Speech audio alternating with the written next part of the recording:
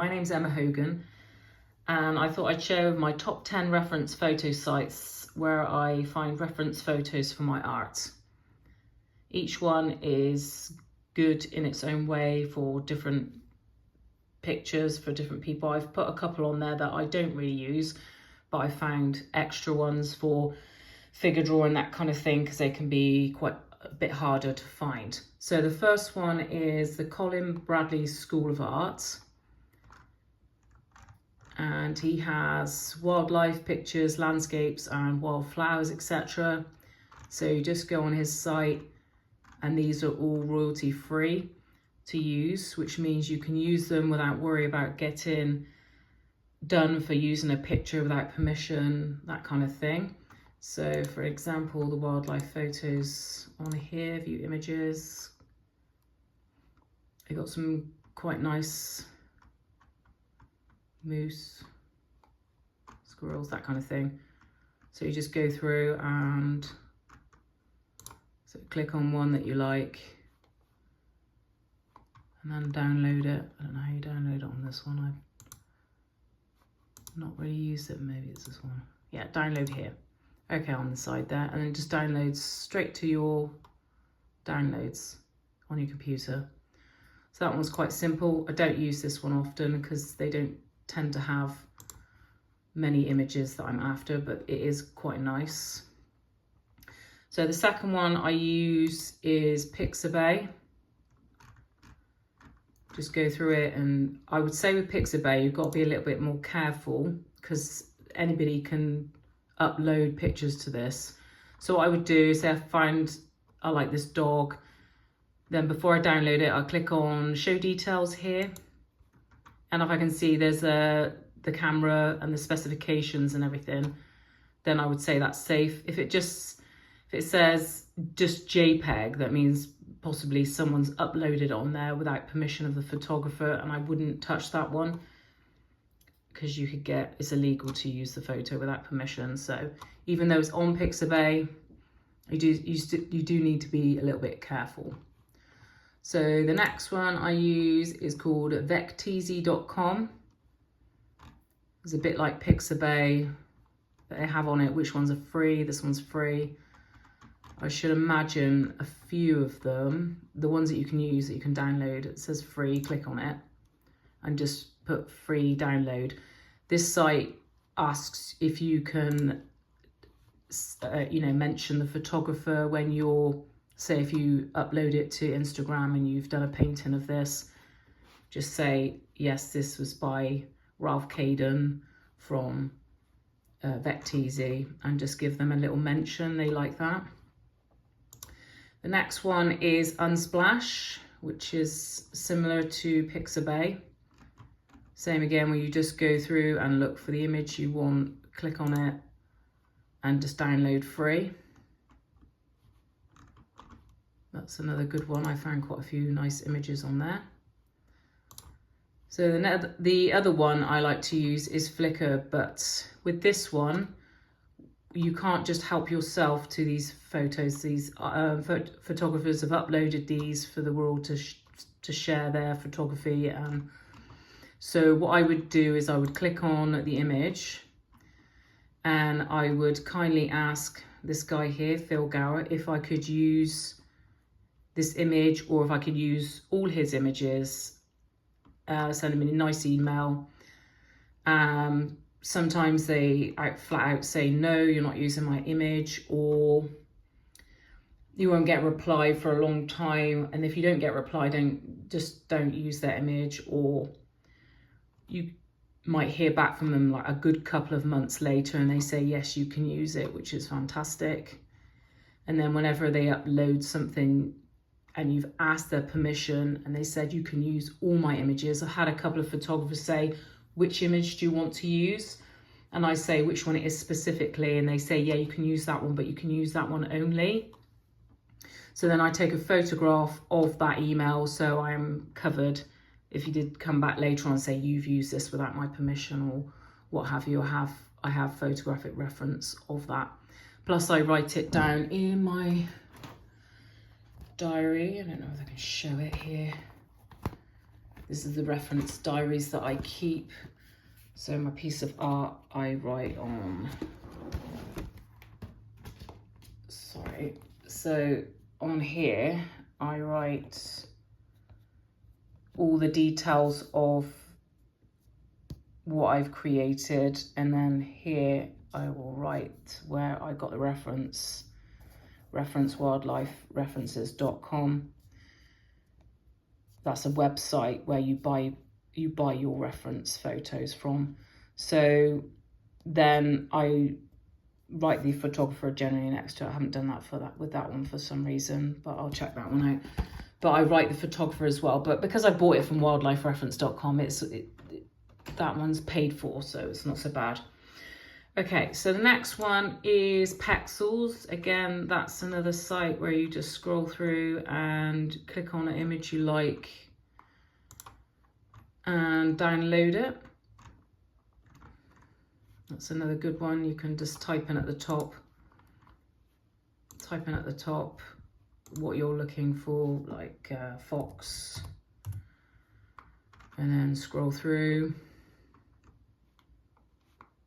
and then just download whichever one you like. Some of these sites actually have ones that are beautiful, and they say, oh, you can't just download this one, you've got to pay for it. So sites like iStock and Shutterstock, you have to pay for the actual image, and then later on, when you decide you want to make prints from that image that you've paid, I don't know, £7 for, you go back to their site and you ask them if you can do that, and then they'll send you a bill for, I don't know, over £100 or more, depending on how many prints you want to produce and that kind of thing. And I wasn't aware of that. I did a bee on iStock. I bought it for £7, and then I contacted them and said, could I enter it into a competition? And they were a bit funny about that, even though it was a competition. And then I said, what about getting prints made? And they wanted more money, like over £100 or so for the rights to use that. And still it was quite vague. So personally, I would stay away from sites like iStock and Shutterstock. I mean, it's up to you if you want to use them, but I'm very wary of those because you don't know what they're going to slap you with. If say you have a famous piece or something that does really well, and they're like, oh, you haven't paid to have this produced so many times. So I stay away from sites like that. Just a little warning there. So the other one I've got is Morguefile. I have only just found this one, so I haven't done much searching on here for stuff, but it seems quite nice. Again, it has iStock here, so you have to be careful of which ones they're letting you use for free. It's just the same thing where you just click on it and go into an image and then download image there. Just most of them you just have to get an account with them, really just give your name and email address. So that's Morguefile. This is another one I found. I don't do nudes or any of that kind of thing, or figure drawing, but this is one I found specifically for people that do figure drawing. They had this Reference.pictures. So they got featured and bundles where you can buy these images, or you got a free section here, a sample pack where you can click on there and put your email address, and you can download these images here, quite high-res images of figures and stuff like that. So that's good for people that are, do figure drawing. This is one of my favorite websites that I use, but it is not free. It's a paid site. So if we click into, so it's Wildlife Reference Photos for Artists. It's a British-based company. So everything will be in pounds, so £5 for each image. You pay through PayPal for your image, or at the start, if you've not used this site before, you can get 5 high resolution images for £14. So, and you can download it within 31 days of your buying that subscription. That's what I did when I first started. It was quite nice. You can download 5 that you like, not all at once, you can do it, but as long as you write a date down so you remember, because once this 31 days is up, you can't download the last couple that you haven't done. So click into newest media,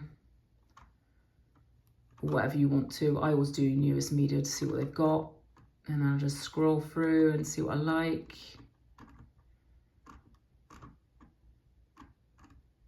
And then just click on, say, this guy. And it's got a copyright protected thingy on it, so you can't just nick it. But the good thing is they do put colours on there. I've never used that, but if you want to colour match it, I suppose it's quite good. And then just click download and then add to cart and just pay for it that way. I will say though, I have bought a few and not used them. So you need to be really sure that you really want to do that image, you're set on that image, because a couple of times I've downloaded them and oh God, I don't actually want to do that. I've wasted money. But that's another good site. And my bonus site at the end is juzaphoto.com. Their photos on here are absolutely beautiful. These are all photographer uploaded beautiful images.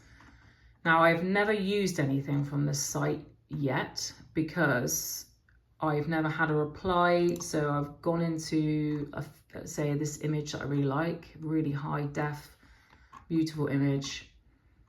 And at the bottom, I have emailed so when you log in, you have to log in with this site.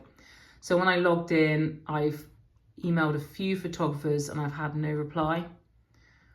But I've only emailed a handful, so hopefully you'll have better luck than I do. But this is just a little one on the end that it is my favorite site because the photos are absolutely beautiful. They don't just have animals, they have landscapes, people, portrait, fashion, journalism, underwater, everything. So maybe you'll get a bit luckier than I have so far with it, but you can log in and then just send the photographer an email, say, kindly, could I use your image to do a painting or something? And hopefully they get back to you, but I haven't not had any luck with it yet. So that's my top 10. I hope you found that interesting and at least one of these sites suits you. Thanks for watching.